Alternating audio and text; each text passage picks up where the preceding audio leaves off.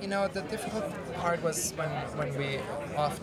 when the financing part went, because I felt when we were making the movie, it all happened. But before, I felt I can't disappoint these children of Sudan. I can't turn my back to them. I need to get this movie made. I need to get this story told.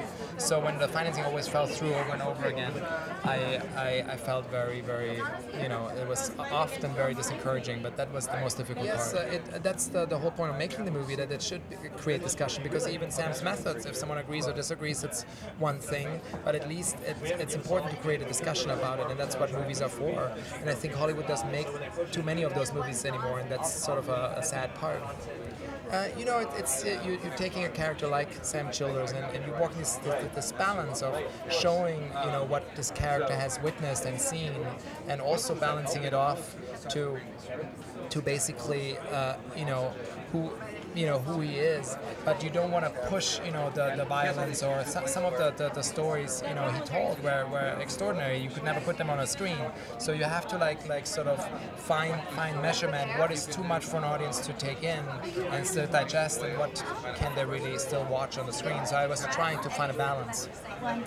How did I hear about this story? A good friend of mine, Robbie Brenner, who's one of the producers on the movie, called me, and she said, I just heard the most amazing true story, and she sort of gave me the 2-minute pitch, and I said, I don't believe it.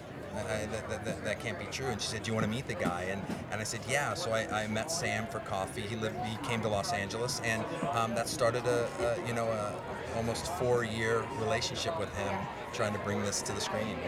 I researched this movie for almost a year before I actually started writing it, and what I did for that year is I basically just moved in with Sam and his family, and I tracked them down, and I talked to them, and I lived with them in their very modest house in the hills of Pennsylvania for weeks. And Sam and I traveled to Sudan together, and we drove deep into Sudan, and I lived on the orphanage, and I played with the children, and that's what I did, just sort of soaking up his life and the lives of the children over there, to a point where I felt like I actually could write the movie. So there was a lot of research involved. Yeah.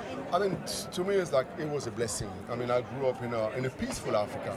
I grew up in a great man called Felix Houphouët-Boigny in the Ivory Coast. He wasn't perfect, but I think he had a vision for his country, he had a vision for his people, and he built this country of the Ivory Coast. That was an example.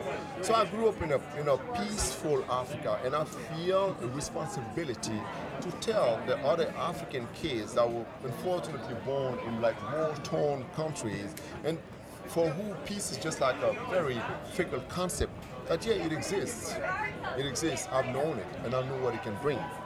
And I feel like it's my responsibility, it's our responsibility to help bring that peace, without which nothing is possible. And I'm really happy to be part of this project, because this project can like jumpstart a conversation that hopefully that will lead to action, in order to really help on the continent, what we need to do. Because people think, oh, it takes a village. No. When you think of China, it took Mao, one person, to do that. In the case of Sam, it took one person to do what he did. A village could help, but we don't need a village. One person can do something. Who knows, maybe for Mike, he can change the world. It's possible. Is this your first time in Toronto? It's my second time.